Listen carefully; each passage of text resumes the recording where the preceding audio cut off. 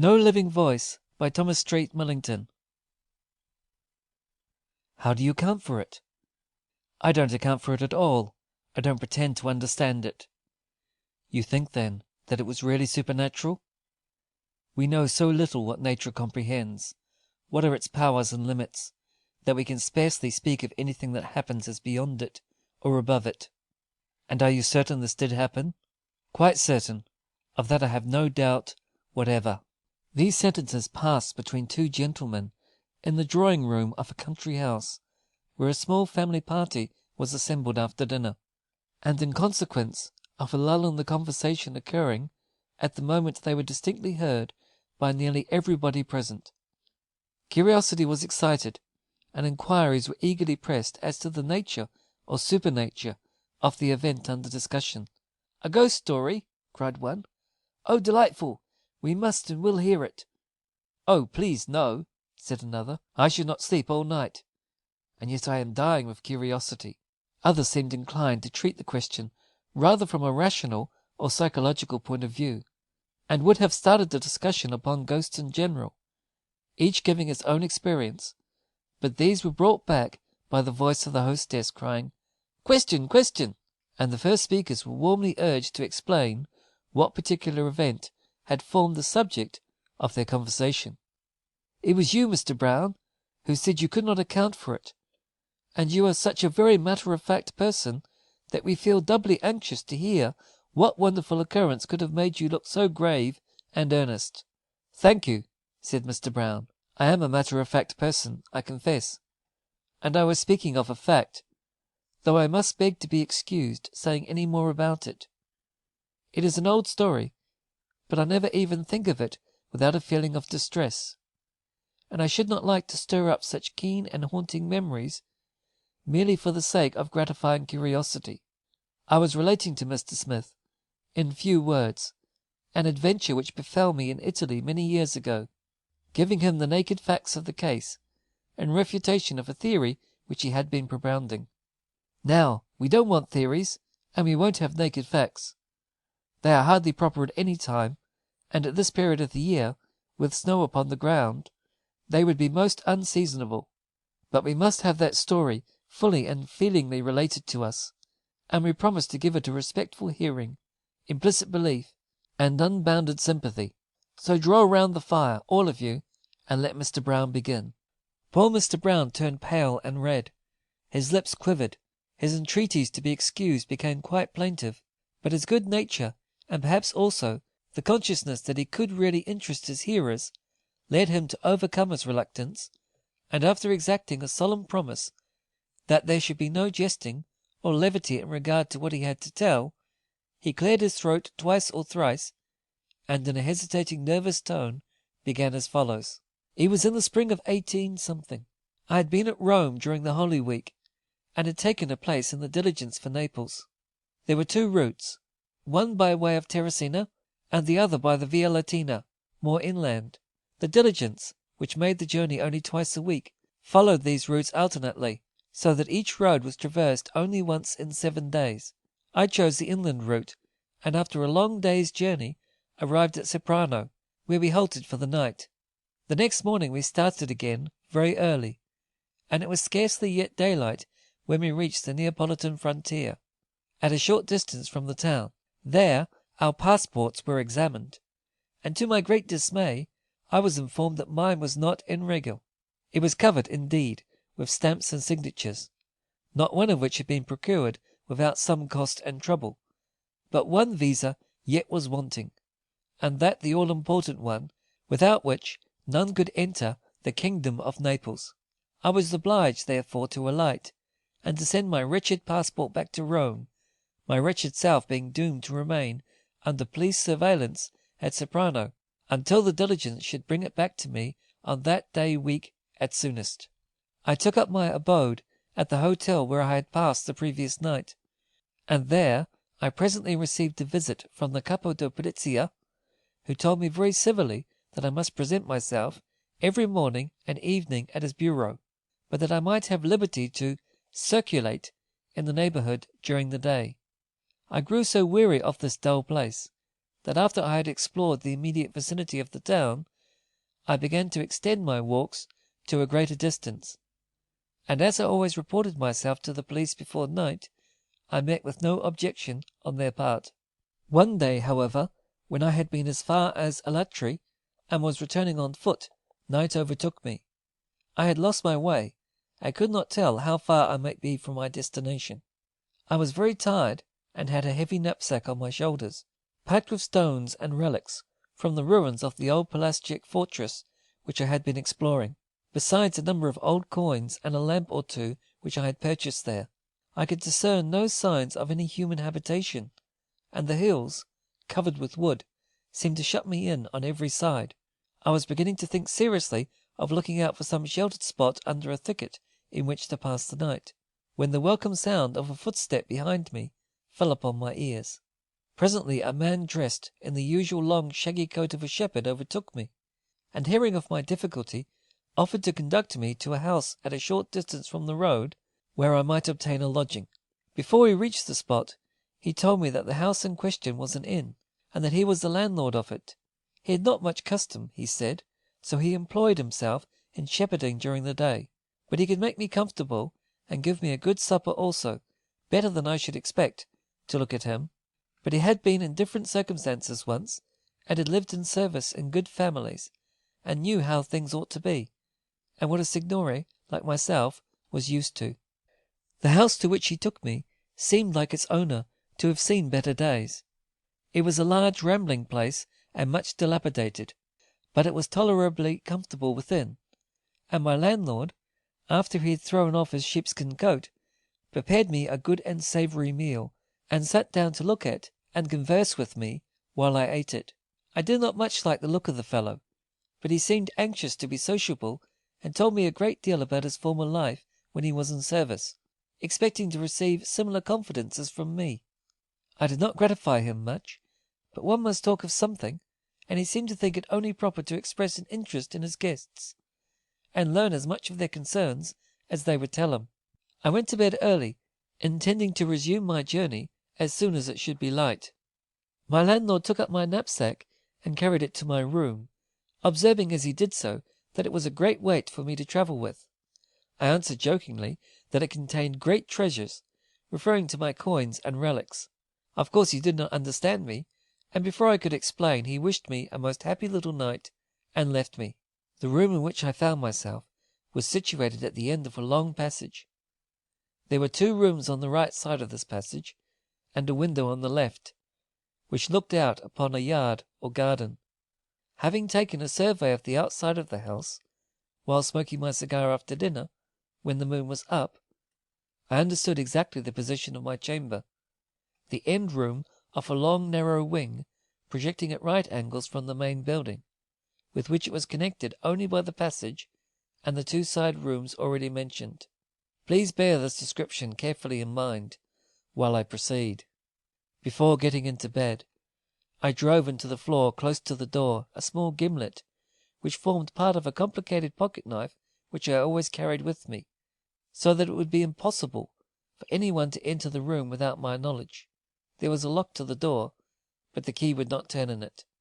There was also a bolt, but it would not enter the hole intended for it, the door having sunk apparently from its proper level.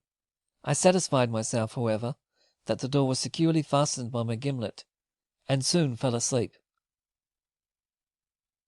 How can I describe the strange and horrible sensation which oppressed me as I woke out of my first slumber?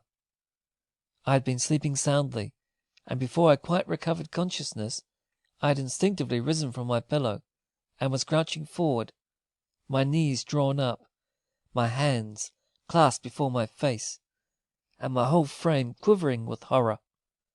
I saw nothing, felt nothing, but a sound was ringing in my ears which seemed to make my blood run cold.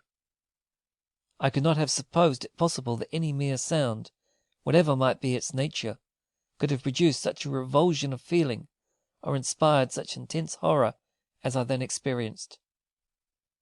It was not a cry of terror that I heard. That would have roused me to action, nor the moaning of one in pain. That would have distressed me, and called forth sympathy rather than aversion. True, it was like the groaning of one in anguish and despair, but not like any mortal voice. It seemed too dreadful, too intense, for human utterance. The sound had begun while I was fast asleep, close on the head of my bed, close to my very pillow. It continued after I was wide awake, a long, loud, hollow, protracted groan, making the midnight air reverberate, and then dying gradually away until it ceased entirely. It was some minutes before I could at all recover from the terrible impression which seemed to stop my breath and paralyze my limbs. At length I began to look about me, for the night was not entirely dark, and I could discern the outlines of the room and the several pieces of furniture in it. I then got out of bed and called aloud, "Who is there? What is the matter? Is anyone ill?" I repeated these inquiries in Italian and in French, but there was none that answered. Fortunately, I had some matches in my pocket, and was able to light my candle. I then examined every pan of the room carefully, and especially the wall at the head of my bed, sounding it with my knuckles. It was firm and solid there, as in all other places. I unfastened my door, and explored the passage and the two adjoining rooms, which were unoccupied and almost destitute of furniture. They had evidently not been used for some time. Search as I would, I could gain no clue to the mystery. Returning to my room, I sat down upon the bed in great perplexity, and began to turn over in my mind whether it was possible I could have been deceived, whether the sounds which caused me such distress might be the offspring of some dream or nightmare. But to that conclusion I could not bring myself at all, much as I wished it, for the groaning had continued ringing in my ears long after I was wide awake and conscious. While I was thus reflecting, having neglected to close the door which was opposite to the side of my bed where I was sitting, I heard a soft footstep at a distance, and presently a light appeared at the further end of the passage. Then I saw the shadow of a man east upon the opposite wall. It moved very slowly, and presently stopped. I saw the hand raised, as if making a sign to someone, and I knew from the fact of the shadow being thrown in advance that there must be a second person in the rear by whom the light was earned. After a short pause, they seemed to retrace their steps, without my having had a glimpse of either of them, but only of the shadow which had come before and which followed them as they withdrew. It was then a little after 1 o'clock, and I concluded they were retiring late to rest, and anxious to avoid disturbing me, though I have since thought that it was the light from my room which caused their retreat. I felt half inclined to call to them, but I shrank, without knowing why, from making known what had disturbed me, and while I hesitated they were gone. So I fastened my door again, and resolved to sit up and watch a little longer by myself. But now my candle was beginning to burn low, and I found myself in this dilemma. Either I must extinguish it at once, or I should be left without the means of procuring a light in ease should I be again disturbed. I regretted that I had not called for another candle while there were people yet moving in the house, but I could not do so now without making explanations. So I grasped my box of matches, put out my light, and lay down, not without a shudder, in the bed. For an hour or more I lay awake, thinking over what had occurred, and by that time I had almost persuaded myself that I had nothing but my own morbid imagination to thank for the alarm which I had suffered. "It is an outer wall," I said to myself. "They are all outer walls, and the house is built of stone. It is impossible that any sound could be heard through such a thickness. Besides, it seemed to be in my room, close to my ear. What an idiot I must be to be excited and alarmed about nothing. I'll think no more about it." So I turned on my side, with a smile, rather a forced one, at my own foolishness, and composed myself to sleep. At that instant I heard, with more distinctness than I ever heard any other sound in my life, a gasp, a voiceless gasp, as if someone were in agony for breath, biting at the air, or trying with desperate efforts to cry out or speak. It was repeated a second and a third time. Then there was a pause, then again that horrible gasping, and then a long drawn breath, an audible drawing up of the air into the throat, such as one would make in heaving a deep sigh. Such sounds as these could not possibly have been heard, unless they had been close to my ear. They seemed to come from the wall at my head, or to rise up out of my pillow. That fearful gasping, and that drawing in of the breath, in the darkness and silence of the night, seemed to make every nerve of my body thrill with dreadful expectation. Unconsciously, I shrank away from it, crouching down as before, with my face upon my knees. It ceased, and immediately a moaning sound began, which lengthened out into an awful protracted groan, waxing louder and louder, as if under an increasing agony, and then dying away slowly and gradually into silence, yet painfully and distinctly audible even to the last.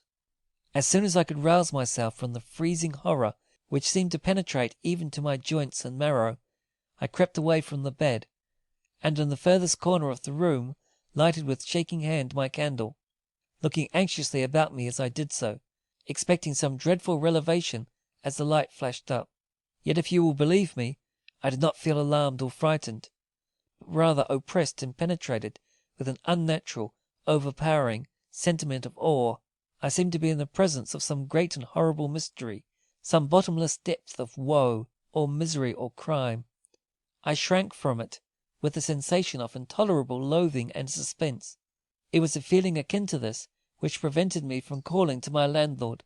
I could not bring myself to speak to him of what had passed, not knowing how nearly he might be himself involved in the mystery. I was only anxious to escape as quietly as possible from the room and from the house.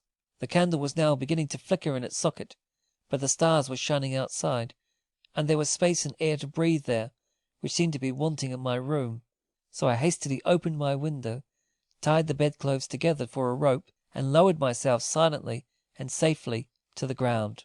There was a light still burning in the lower part of the house, but I crept noiselessly along, feeling my way carefully among the trees, and in due time came upon a beaten track which led me to a road, the same which I had been travelling on the previous night. I walked on, scarcely knowing whither, anxious only to increase my distance from the accursed house, until the day began to break, when almost the first object I could see distinctly was a small body of men approaching me. It was with no small pleasure that I recognized at their head my friend, the Capo de Polizia. "Ah," he cried, "unfortunate Inglés, what trouble have you given me? Where have you been? God be praised that I see you safe and sound. But how? What is the matter with you? You look like one possessed." I told him how I had lost my way, and where I had lodged. "And what happened to you there?" he cried, with a look of anxiety. "I was disturbed in the night. I could not sleep. I made my escape, and here I am. I cannot tell you more." "But you must tell me more, dear sir. Forgive me. You must tell me everything. I must know all that passed in that house. We have had it under our surveillance for a long time, and when I heard in what direction you had gone yesterday, and had not returned, I feared you had got into some mischief there, and we were even now upon our way to look for you." I could not enter in particulars, but I told him I had heard strange sounds, and at his request I went back with him to the spot. He told me, by the way, that the house was known to be the resort of banditti, that the landlord harboured them, received their ill-gotten goods, and helped them to dispose of their booty. Arrived at the spot, he placed his men about the premises, and instituted a strict search, the landlord and the man who was found in the house being compelled to accompany him. The room in which I had slept was carefully examined. The floor was of plaster or cement, so that no sound could have passed through it. The walls were sound and solid, and there was nothing to be seen that could in any way account for the strange disturbance I had experienced. The room on the ground floor underneath my bedroom was next inspected. It contained a quantity of straw, hay, firewood, and lumber. It was paved with brick, and on turning over the straw, which was heaped together in a corner, it was observed that the bricks were uneven, as if they had been recently disturbed. "Dig here," said the officer. "We shall find something hidden here, I imagine." The landlord was evidently much disturbed. "Stop!" he cried. "I will tell you what lies there. Come away out of doors, and you shall know all about it." "Dig, I say. We will find out for ourselves." "Let the dead rest!" cried the landlord, with a trembling voice. "For the love of heaven, come away, and hear what I shall tell you." "Go on with your work," said the sergeant to his men, who were now plying pickaxe and spade. I can't stay here and see it," exclaimed the landlord once more. Here, then, it is the body of my son, my only son. Let him rest, if rest he can. He was wounded in a quarrel, and brought home here to die. I thought he would recover, but there was neither doctor nor priest at hand, and in spite of all that we could do for him, he died. Let him alone now, or let a priest first be sent for. He died unconfessed. But it was not my fault. It may not be yet too late to make peace for him. But why is he buried in this place? We did not wish to make a stir about it. Nobody knew of his death, and we laid him down quietly. One place I thought was as good as another when the life was out of him. We are poor folk, and could not pay for ceremonies. The truth at length came out. Father and son were both members of a band of thieves. Under this floor they had concealed their plunder, and there too lay more than one mouldering corpse. Victims who had occupied the room in which I slept, and had there met their death. The son was indeed buried in that spot.